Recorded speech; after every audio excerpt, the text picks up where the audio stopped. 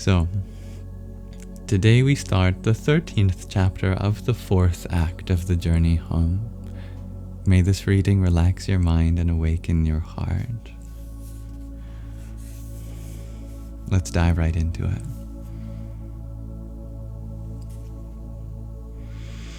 In the precious quiet moments just before dawn, it was natural to feel close to God.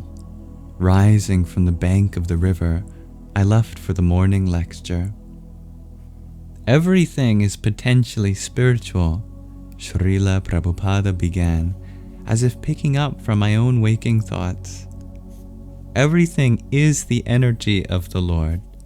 Material consciousness is to forget an object's relationship with God. Spiritual consciousness is to see everything in relation to God and utilize everything in devotional service. Prabhupada tapped the microphone to make his point. Let us take this microphone, for example. If it is used to sing songs about mundane passion, it is material. If, however, it is used to sing the glories of the Lord, it is spiritual. It's all a matter of consciousness. We want to use everything for a spiritual cause. Bhakti Yoga is the art of transforming material energy into spiritual energy through a spirit of devotion. Like an earthquake, his word shook my world. This concept is revolutionary, I thought. It challenges the very core of my idea of detachment. I had assumed detachment meant to give up everything and live with nothing but the barest minimum to survive. When I honestly searched deep into my heart, I had to admit that in a subtle way, I was proud of the way I had been living in India and even thought it superior to the way people lived in the West. But perhaps this idea of detachment is just another product of self-deceiving ego, inducing me to feel superior to others. My reality was shaken. It was easy to think of the beautiful natural surroundings in Vrindavana and the temples to the deities as spiritual. But a microphone? I thought of how I had judged Prabhupada's Western followers for carrying cameras and tape recorders. How foolish it was of me to look down on them, feeling that I was better because of my ascetic lifestyle. I now understand that detachment is only sacred to the degree it fosters humility, respect, and love. In a few words, Śrīla Prabhupāda had just crushed my illusion. My ego felt battered, and yet I was thankful. It is said that a saintly personality can be softer than a rose or harder than a thunderbolt. This morning, one guest made excuse after excuse to defend his immoralities and spiritual weaknesses. Śrīla Prabhupāda listened, then raised his voice like thunder. If you are weak, rectify it. If you have no determination, you have no character. What makes you different from any other animal? The man shrunk like a punctured balloon. Bowing down, he promised to do what he knew was right. When required, Śrīla Prabhupāda could be very strict to emphasize the urgency of a person's predicament. Like a scalpel in the hands of an expert surgeon, his strong words cut only to heal. Or as he himself explained, a spiritual teacher is required to have the courage of a British general and the heart of a Bengali mother. Śrīla Prabhupāda went on to say, addressing us all in a pleading tone, when a drop of water falls from the clouds, it is transparent, but in contact with dirt, it loses its transparency. Through filtration, we can bring it back to its original quality.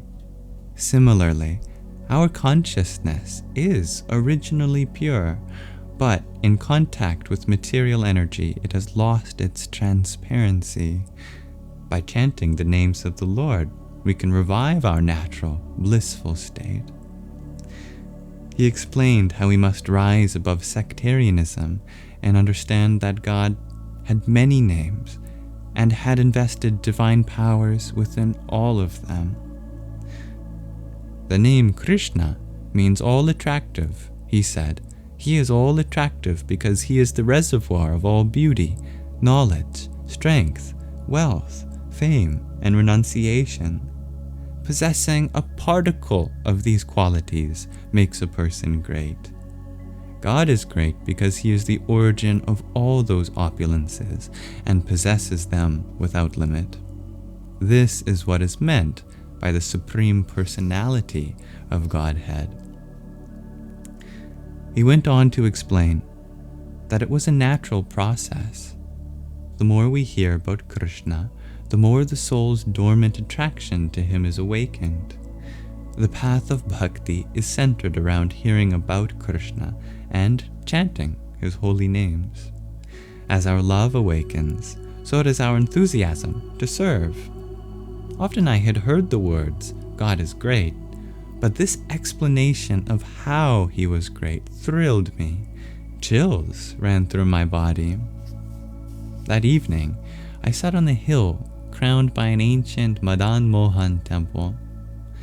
Overlooking the river Yamuna, I read a prayer written by Śrīla Prabhupāda when he was stranded on that cargo ship in the middle of the ocean on his voyage to America.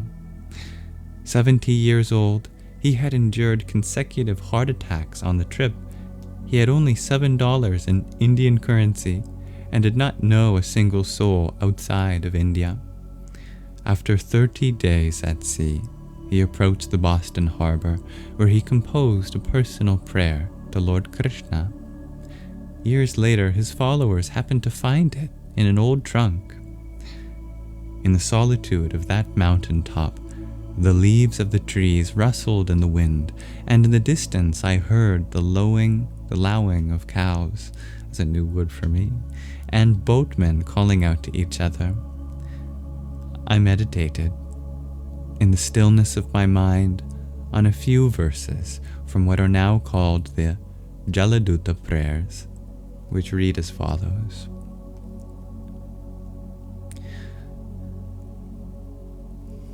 My dear Lord Krishna, you are so kind upon this useless soul, but I do not know why you have brought me here.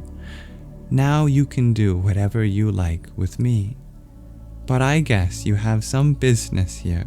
Otherwise, why would you bring me to this place? Somehow or other, O Lord, you have brought me here to speak about you. Now, my Lord, it is up to you to make me a success or failure as you like. O spiritual master of all the worlds, I can simply repeat your message. So if you like, you can make my power of speaking suitable for their understanding. Only by your causeless mercy will my words become pure. I am sure that when this transcendental message penetrates their hearts, they will certainly feel engladdened and thus become liberated from all unhappy conditions of life. O Lord, I am just like a puppet in your hand.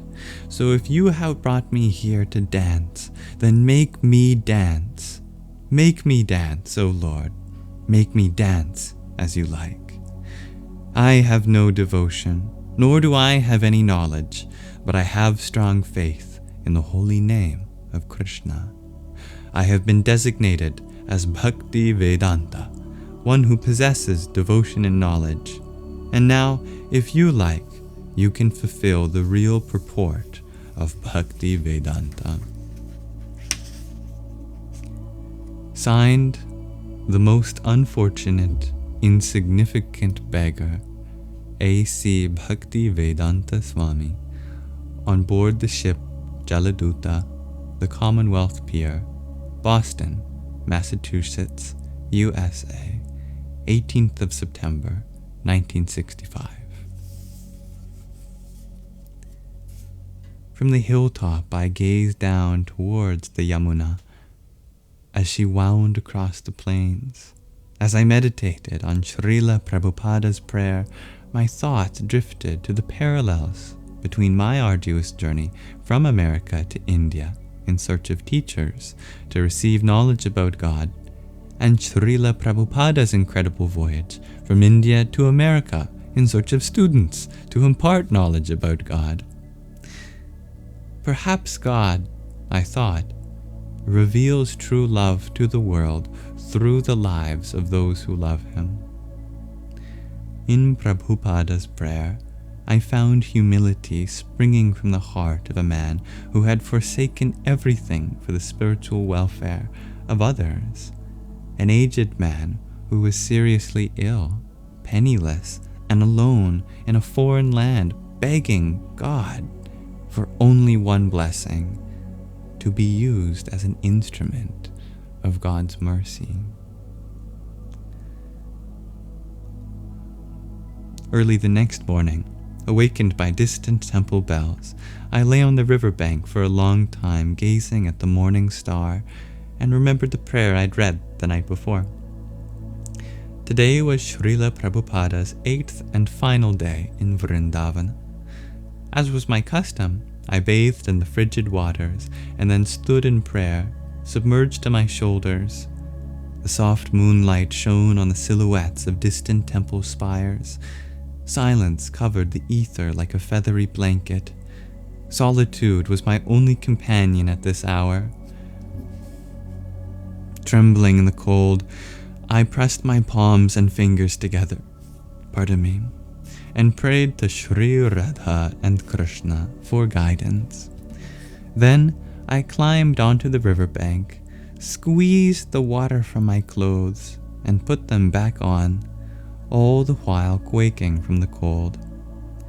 I sat down to chant the holy names of the Lord on wooden prayer beads, preoccupied with Śrīla Prabhupāda's departure from Vrindavana later that day. An hour later, I was striding through the dim lanes of Vrindavan, eager to attend Prabhupada's last talk. Along the way, interspersed with the quiet of dawn, temple bells and gongs rang, the faithful sang, and shopkeepers were opening for business. Arriving, I took my seat on the floor. The hall was brimming over with disciples and guests softly chanting the Maha Mantra, while a clay drum and hand cymbals kept a rhythm. In the chill of the winter morning, some were bundled with wool shawls, hats, or sweaters. A sweet fragrance rose from burning sticks of sandalwood incense, while a bittersweet feeling rose from the assembly. No one wanted to see Śrīla Prabhupāda leave Vrindavan. As Śrīla Prabhupāda entered, the kirtana rose in volume and tempo, only to fade into a silent hush as he took his seat upon the dais. The rays of the rising winter sun came through the window and bathed his form in light. Outside, the parrots sang their elaborate songs. To this avian symphony, Śrīla Prabhupāda added the chimes of brass finger cymbals. Then, closing his eyes, he sang a beautiful devotional prayer. Jaya Radha Madhava Kunja Bihari Gopi Janna Vallabha Girivaradhari. Forgive me for not knowing the tune of that song. As he sang of the love between the Lord and his loving devotees, I listened to the voice of my heart. Śrīla Prabhupāda's love for God is conquering me. Śrīla Prabhupāda's singing flowed through my ears and streamed down into my chest. I felt that all of the events of my life thus far had been conspiring to bring me to this point. From my very core welled a spirit of acceptance that yes, God had revealed my Guru. I felt my soul rising and swirling on an enormous wave of faith that was plunging me into an ocean of gratitude. In this unfamiliar state, joy flooded my heart. I thought back to the first meeting with Śrīla Prabhupāda in Bombay. At that time, a voice in my heart had proclaimed, "This is your Guru." But I was neither convinced by nor ready to accept what that voice commanded. So, while my mind had done battle with my heart, I dismissed it and carried on with my search, a search that eventually brought me to Vrindavana and to Krishna. Now, my heart and mind were harmonized by a power infinitely greater than either one. Yes, I could hear my heart rejoicing. My quest, which had begun half a planet away in Highland Park, Illinois, had finally delivered me to the feet of my Guru. In that moment, I realized that there could be no greater goal in my life than helping Śrīla Prabhupāda to spread God's love to the world. How I longed to be even the smallest instrument in that compassionate mission. Gradually, other thoughts arose. I recalled the Egyptian mystic in the Himalayas who had prophesied, "You must persevere with patience, for by a power beyond your will, you will recognize the very one you seek." Believe in this. It is your destiny. Your master will come to you. His prediction had come to pass. My Lord had revealed a seed of faith in my master, and I seemed to be swimming in a sea of euphoria. But within the span of a few earthly moments, I had to honestly face my own reality. Can I really remain faithful to my Guru's teachings? There are endless temptations in this world. To disgrace him would be an act of unthinkable ingratitude. And too, though I am coming to respect him, his Western disciples are so different from me. Can I live among them? I have great faith in him, but little in myself. Am I honestly qualified to be his disciple? Tears welled in my eyes, my limbs tingled, and my heart pulsated with a warm feeling as I concluded that I was not qualified, but was determined to prepare myself with the passing of time.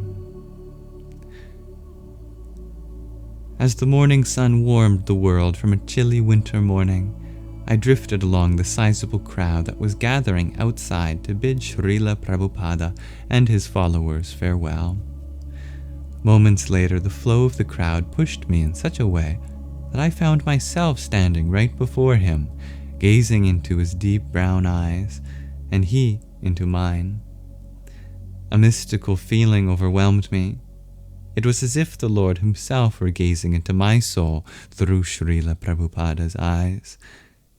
Everything else seemed to disappear. He stood calmly waiting for me to speak. With a choked voice and my emotions swirling in gratitude, I shyly said, "Śrīla Prabhupāda, I wish to offer you my life." Countless time passed in the silent moment that followed. Then he graciously touched my joined palms with his fingertips and gently smiled. His eyes, moistened with affection, were like those of a father welcoming home his wayward son after untold years of separation. In his gaze, I encountered an endless sea of wisdom that stretched beyond time. I felt a love deep yet personal, giving me a comfort I had never before known. With a slight nod, he said, "Yes, you are home." A surge of gratitude pushed tears through my eyes, and struggling to restrain my bursting emotions, I bowed. Śrīla Prabhupāda tilted his head, handed his cane to my friend Shyamasundar, and stepped into his car, smiling and bowing his head to his friends and admirers. With many cheers, waves, and tears, we watched as the entourage drove off into the horizon. I stood motionless, gazing into the clear morning sky. Today I felt that the sun of faith had risen from the shadows of my mind. It was a sun that I believed would never set. An outpouring of gratitude sprung from my heart. For this blessing I had endured dangers and hardships. For this treasure my whole journey had been taken. For this precious moment my soul had ached and yearned. God had revealed my path. The fog of doubt and apprehension had cleared, and I now found myself before a fully enlightened spiritual master, to whom I could dedicate my life.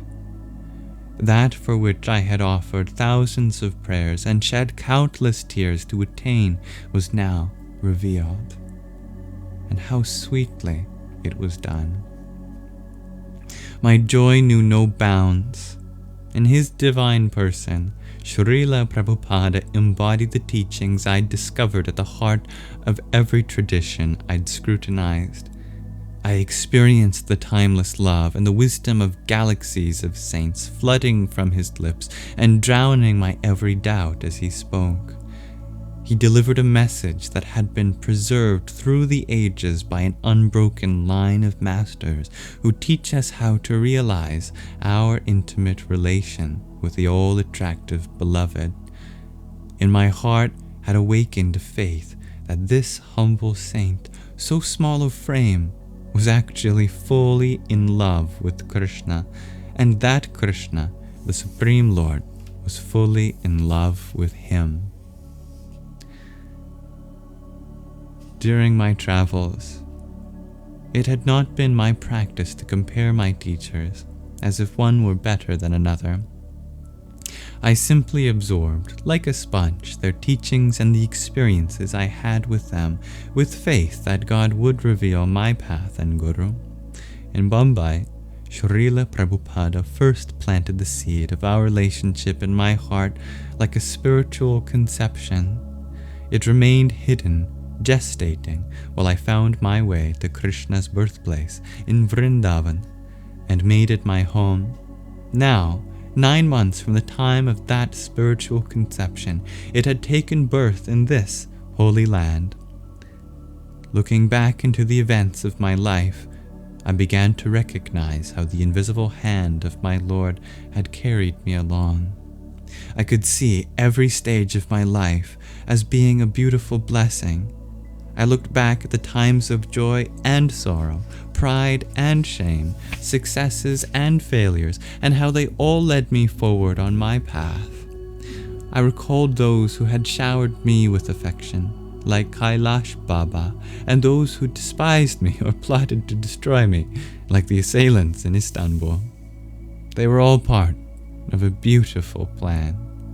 As the water of a river finally finds its place in the sea, my life's calling finally brought me to the feet of my Krishna and my beloved Guru.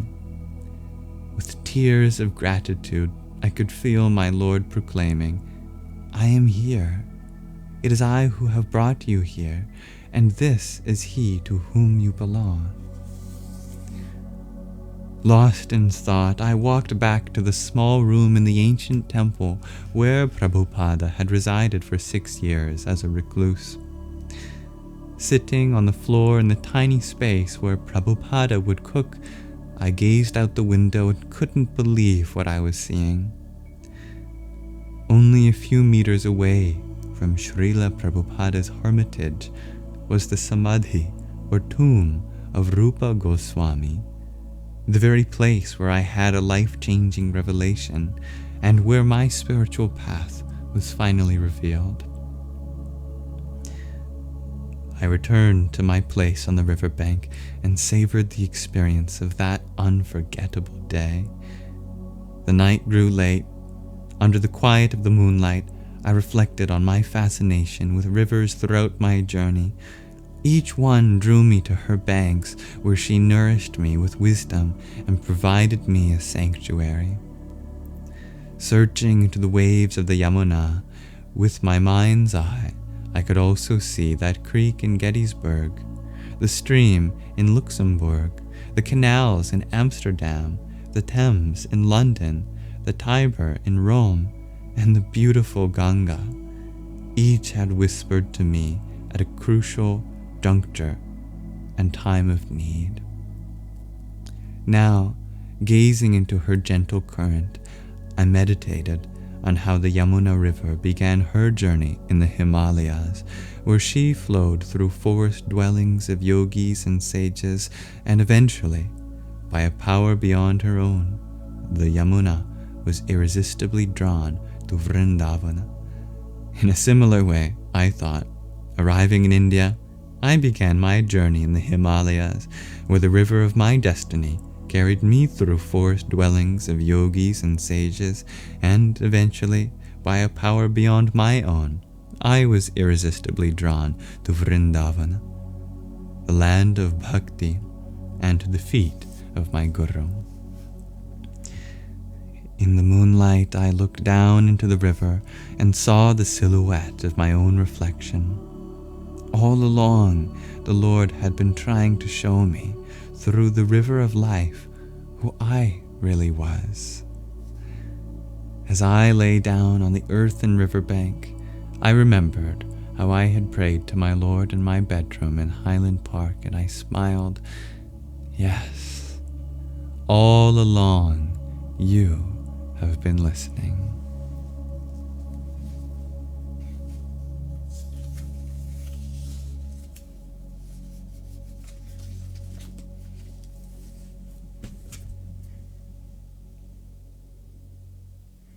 And thank you for listening. That is the end of the 13th chapter of the 4th act of the Journey Home. I look forward to reading with you the start of the 14th chapter next time. If that sparked any insights or curiosities, you're welcome to explore them with me.